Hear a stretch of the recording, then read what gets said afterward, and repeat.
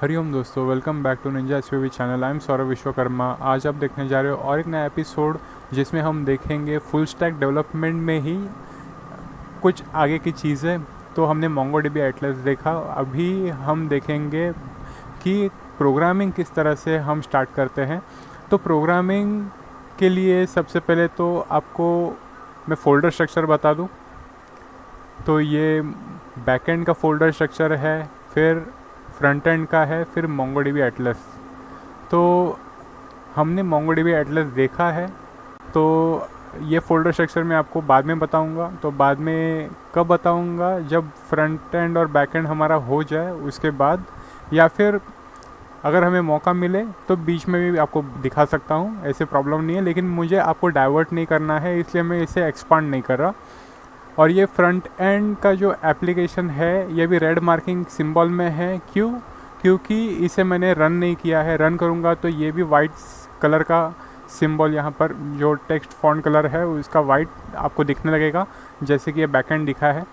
तो अभी आज के एपिसोड में हम बैकएंड के बारे में देखने वाले हैं। तो ये बैकएंड का फोल्डर स्ट्रक्चर है फुल स्टैक डेवलपमेंट में।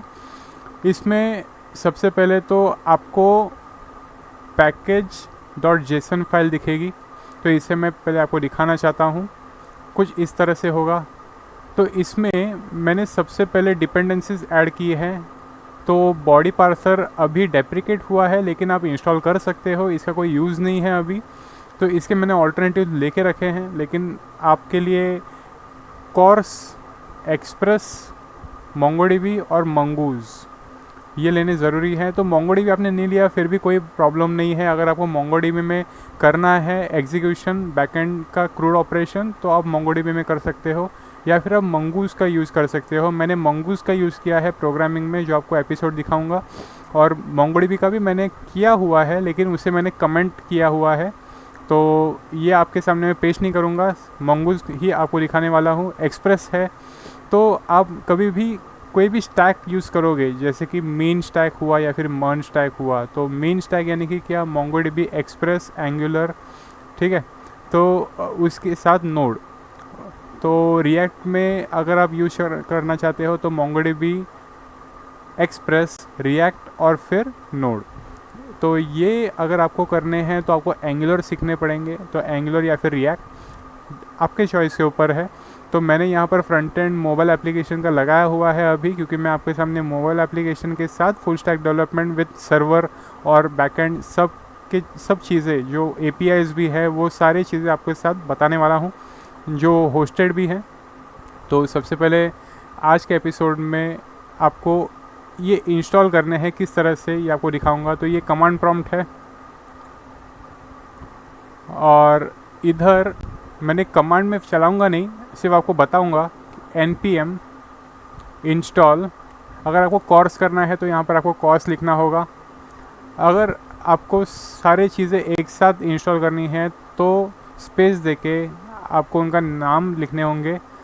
तो मैं यहाँ पर ये 3 चीज़ें ही लिखूँगा, और मैं एंटर अगर दबा दूँ तो इंस्टॉल हो जाएगा, जो मेरे पास पहले से इंस्टॉल्ड है, इसलिए मैं फिर से इंस्टॉल नहीं करने वाला।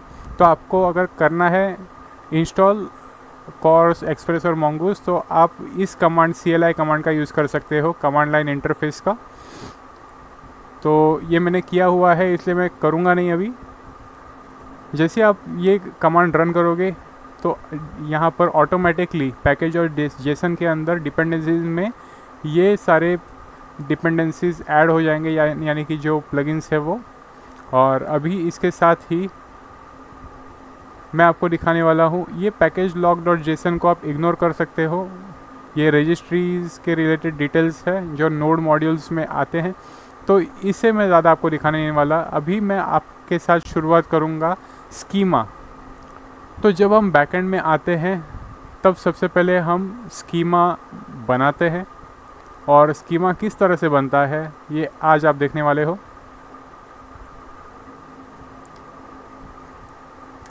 तो मैंने कोड लिख के रखा है।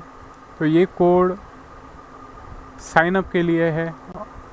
तो सबसे पहले आपको दिखा दूँ कि किस तरह से आपको ये चीज़ करनी है,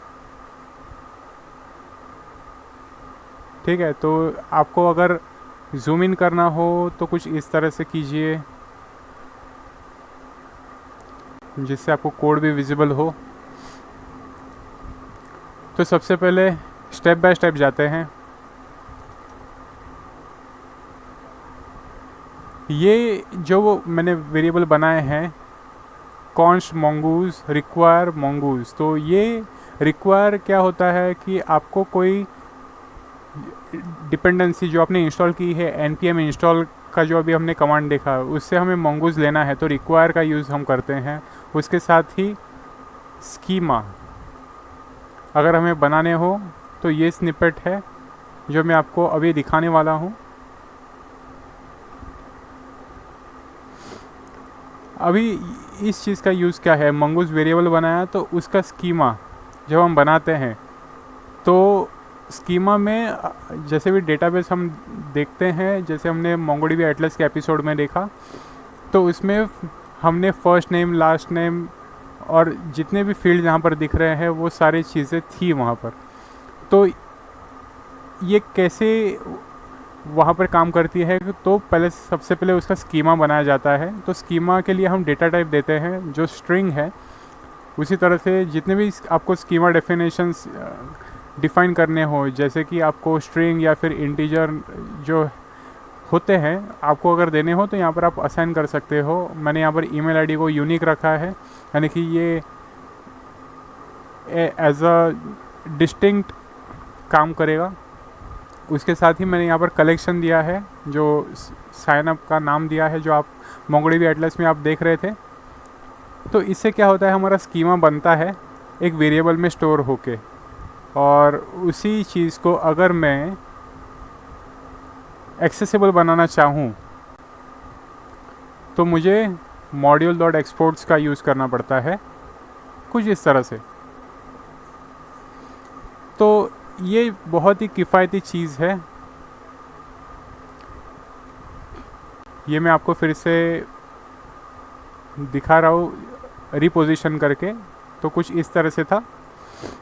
तो सबसे पहले ये बहुत ही दिलचस्प एपिसोड जो आपको स्कीमा के बारे में बताएगा। तो आपको अगर डेटाबेस में जो कॉलम्स आपको दिखते हैं वो प्रोग्रामिंग से लेने हो तो सबसे पहले आपको यहाँ पर स्कीमा mongoose और स्कीमा का यूज़ करके उस फील्ड्स को डिफ़ाइन करने पड़ेंगे, और फिर आपको कलेक्शन का जो नाम आपको रखना है, जैसे कि यूज़र हमने डेटाबेस रखा है, जैसे कि हमने यानी कि मैं और आप, तो ये हमने डेटाबेस में देखा था।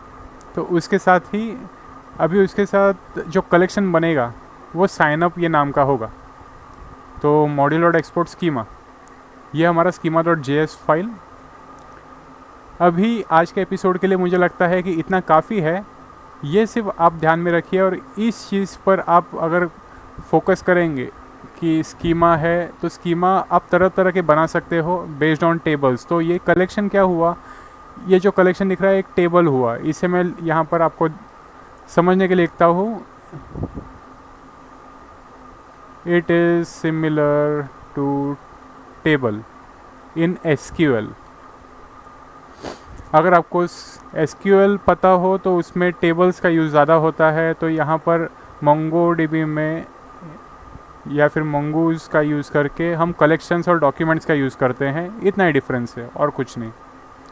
तो मुझे लगता है आज का एपिसोड आपको अच्छा लगा होगा। धीरे धीरे हम देखेंगे, तो पूरा साल है हमारे पास और हर महीने में मैं एक वीडियो आपके सामने पेश करने वाला हूँ। तो देखा जाए तो टोटल 12 एपिसोड होने चाहिए, लेकिन ये 11 होंगे क्योंकि पहला जो मंथ था उसमें गेमिंग एपिसोड आ गया। तो टोटल 11 एपिसोड होने वाले हैं। तो ये ध्यान में रखिए दोस्तों कि स्कीमा इस तरह से बनाया जाता है, और आपको आगे और तरह तरह की चीज़ें मिलेंगी। सबसे पहले तो आपको बैकएंड पूरा कवर करना पड़ेगा। बैकएंड में इतने फाइल्स हैं, फिर हम जाएंगे आगे। तो हर एक एपिसोड में आपको पता चलेगा कि हम क्या करने वाले हैं। तो मिलते हैं दोस्तों आगे वीडियोज़ में। लाइक शेयर सब्सक्राइब करना मत भूलिएगा। हरिओम।